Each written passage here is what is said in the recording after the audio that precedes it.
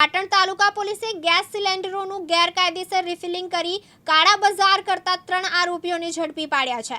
પાટણ જિલ્લા એસઓજી પોલીસે આ કાર્યવાહી દરમિયાન કુલ 2,80,000ની કિંમતનો મુદ્દામાલ જપ્ત કર્યો છે। આરોપીઓની ઓળખ ભરતભાઈ કલાભાઈ પરમાર, જયેશભાઈ રામસંગભાઈ ચૌધરી અને હાર્દિક જીતુભાઈ અશોકભાઈ ભીલ તરીકે થઈ છે। આ ત્રણેય શખ્સો કોઈપણ પ્રકારના પાસ પરમિટ કે સુરક્ષાના સાધનો વગર ગેસ રિફિલિંગનું કામ કરતા હતા। પોલીસ તપાસમાં બહાર આવ્યું છે કે આરોપીઓ ઇન્ડેન ગેસ કંપનીના ભરેલા સિલિન્ડરમાંથી ખાલી સિલિન્ડરમાં લોખંડની પાઇપ વડે ગેસ ભરતા હતા। આ રીતે ભરેલા સિલિન્ડરોને તેઓ પોતાના આર્થિક લાભ માટે કાળા બજારમાં વેચતા હતા। આ પ્રક્રિયા લોકોના જીવ માટે અત્યંત જોખમી બની હતી। પોલીસે રેડ દરમિયાન આરોપીઓ પાસેથી 40 ગેસના સિલિન્ડરના બાટલા, જેની કિંમત ₹80,000 છે, એક લોખંડની પાઇપ, ભૂંગળી, 11 ગેસ સિલિન્ડરના સીલ અને 55 ગ્રાહકોના બિલ જપ્ત કર્યા છે।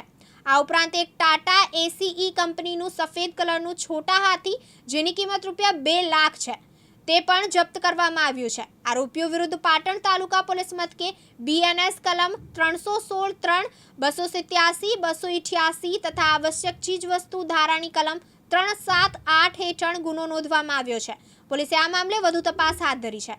કેમેરામેન હાર્દિક સોલંકી સાથે ઉપેશ પંચાલ, દિવ્યાંગ ન્યૂઝ, પાટણ।